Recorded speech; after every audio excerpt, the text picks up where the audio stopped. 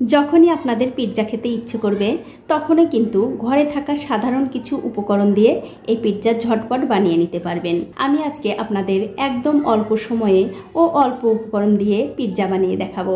তাই এই পিৎজার নাম দিয়েছি গরিবের পিৎজা। তো পিৎজা বানাবার জন্য একটা মিক্সিং বোলে নিয়ে নিচ্ছি 1 বাটি ময়দা, দিয়ে দিলাম স্বাদ অনুযায়ী নুন, চা চামচের 4 ভাগের 1 ভাগ দিয়ে দিলাম বেকিং পাউডার, আর ঠিক সমান মাপে দিয়ে দিলাম বেকিং সোডা। এবারে সব কিছু একটু ভালো করে মিশিয়ে নিতে হবে। দেখুন সব কিছু কিন্তু ভালো করে মিশিয়ে নিয়েছি। এখন এর মধ্যে দিয়ে দিচ্ছি 2 চা চামচ সাদা তেল। তেলটাও এই ময়দার সঙ্গে ভালো করে মিশিয়ে নিতে হবে। দেখুন সব কিছু কিন্তু আমি খুব ভালো করে মিশিয়ে নিয়েছি। এখন এর মধ্যে দিয়ে দিচ্ছি 1 চামচ চিনি, আর দিয়ে দিচ্ছি যতটা আমি ময়দা নিয়েছি তার অর্ধেকটা পরিমাণ, মানে অর্ধেকেরও একটু কম টক দই। এবারে টক দইয়ের সঙ্গে এই ময়দাটা খুব ভালো করে মাখিয়ে নিতে হবে। তবে বন্ধুরা আগে কিন্তু জল দেওয়ার দরকার নেই। যদি দেখেন এই টক দই দিয়ে ময়দাটা মাখানো হয়ে গেছে তাহলে জল দেবেন না, আর যদি দেখেন মাখানো হয়নি তাহলে সামান্য একটু জল দিয়ে মাখিয়ে নিতে পারেন। তবে বন্ধুরা এই ময়দার ডোটা কিন্তু শক্ত করা যাবে না, একটু নরম করেই মাখতে হবে। আমার মনে হচ্ছে একটুখানি জল লাগবে, তার জন্য দইয়ের বাটিটা ধুয়ে সামান্য একটু জল দিয়ে দিলাম। আর যে জলটা আমি দিলাম এই জলটা কিন্তু একটুখানি কুসুম কুসুম গরম থাকতে হবে। এখন আমি এই ডোটা খুব ভালো করে মাখিয়ে নিচ্ছি।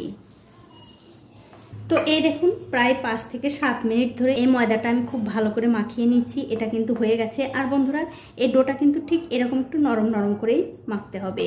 এটা হয়ে গেছে। এবারে একটা ঢাকা দিয়ে 10 মিনিটের জন্য রেখে দিচ্ছি। এখন দেখতে পাচ্ছেন একটা বাটির মধ্যে আমি সামান্য একটু চিকেন নিয়েছি, আর চিকেনের যে নরম মাংসটা হয় সেটাই কিন্তু আমি নিয়েছি, আর ছোট ছোট টুকরো করে কেটে ধুয়ে পরিষ্কার করে নিয়েছি। এখন এর মধ্যে দিয়ে দিচ্ছি আদা, রসুন আর পেঁয়াজ বাটা, হলুদের গুঁড়ো, লঙ্কার গুঁড়ো, ধনিয়ার গুঁড়ো, জিরার গুঁড়ো, আর সবশেষে একটু স্বাদ অনুযায়ী নুন দিয়ে খুব ভালো করে মাখিয়ে নিতে হবে। দেখুন মাংস কিন্তু আমি খুব ভালো করে মাখিয়ে নিয়েছি। এবারে এই মাংসটা আমি খুব ভালো করে ভেজে নেব। ওদিকে কিন্তু বন্ধুরা আমি মাংসগুলো ভেজে নিয়েছি, আর মাংস ভাজা দেখানোর কোনো দরকার নেই, তার কারণ সবাই কিন্তু মাংস ভাজতে পারেন। এখন আমি যে ডোটা ঢেকে রেখেছিলাম তার উপর থেকে ঢাকাটা তুলে এই ডোটা আবার একটু ভালো করে মাখিয়ে নেব। দেখুন এই ময়দাটা কিন্তু আমি খুব ভালো করে মাখিয়ে নিয়েছি। এবারে এটা তুলে হাত দিয়ে এরকম করে গোল করে নিয়ে এই ডোটা দিয়ে খুব সুন্দর করে একটা বড় রুটি তৈরি করে নিতে হবে। আর যখন আপনারা এই রুটিটা বেলবেন অবশ্যই রুটি বেলনার উপরে একটুখানি ময়দা ছড়িয়ে দিয়ে বেলবেন।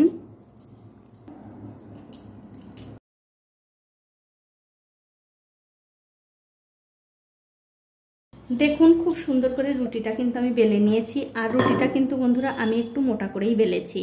এখন একটা থালার মধ্যে দিয়ে দিচ্ছি 2-3 ফোঁটা সাদা তেল। এখন এই তেলটা এই থালার চারিদিকে খুব ভালো করে ব্রাশ করে দিতে হবে।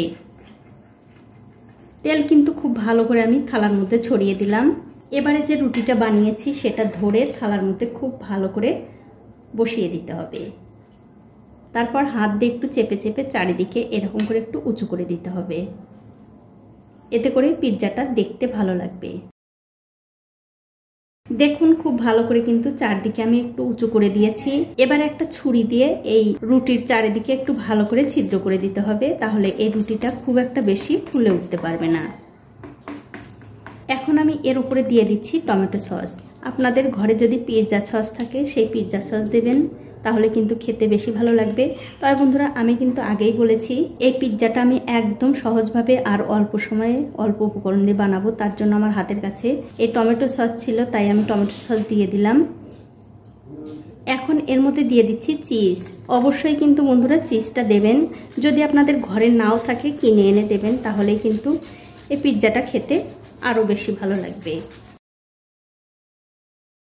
আর আমার এই ছোট্ট চ্যানেলটি যারা সাবস্ক্রাইব করেছেন তাদেরকে অনেক ধন্যবাদ, আর যারা সাবস্ক্রাইব করেননি তাদেরকে সাবস্ক্রাইব করে নেওয়ার অনুরোধ রইল।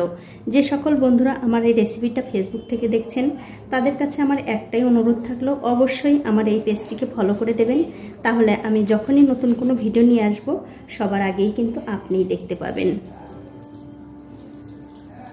দেখুন চিজ কিন্তু আমি দিয়ে দিলাম। এখন এর উপরে দিয়ে দিচ্ছি আমি টমেটো ছোট ছোট করে কেটে রেখেছি সেই টমেটো। এতে করে এই পিৎজাটা দেখতে ভালো লাগবে। আর দিয়ে দিচ্ছি আমি ছোট ছোট টুকরো করে বিনস কেটে রেখেছিলাম, সেই বিনস। আপনাদের যে কোনো সবজি পছন্দ দিতে পারেন, কোনো অসুবিধা নেই।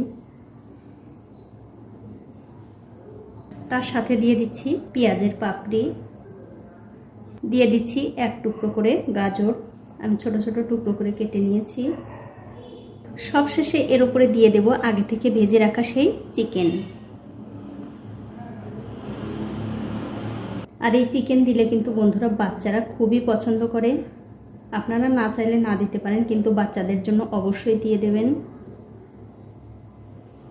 এবারে সবশেষে আমি আবার একটু ওপর দিয়ে চিজ দিয়ে দিচ্ছি, তার কারণ বাচ্চারা কিন্তু এই চিজ ভীষণ পছন্দ করে।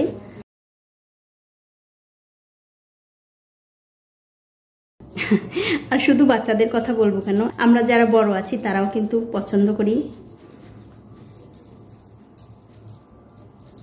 দেখুন পিৎজাটা কিন্তু একদম রেডি হয়ে গেছে বেক করার জন্য।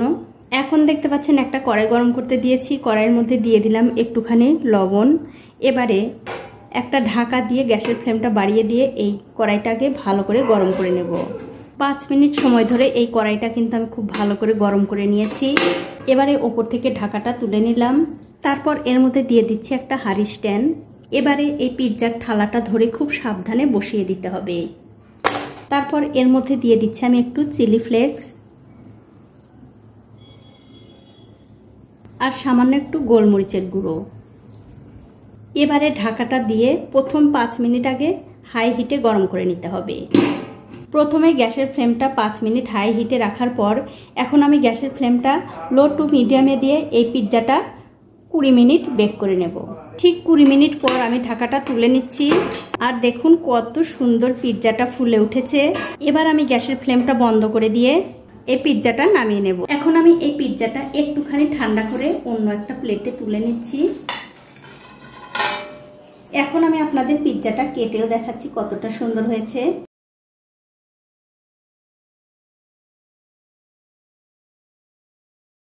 তো এই দেখুন কত সুন্দর পিৎজা হয়ে গেছে। এইভাবে পিৎজা বানিয়ে কিন্তু আপনারা বাচ্চাদের অবশ্যই খুশি করতে পারেন। তো বন্ধুরা, আমার আজকের এই পিৎজা রেসিপিটা যদি আপনাদের ভালো লেগে থাকে অবশ্যই একটা লাইক, কমেন্ট আর শেয়ার করতে ভুলবেন না।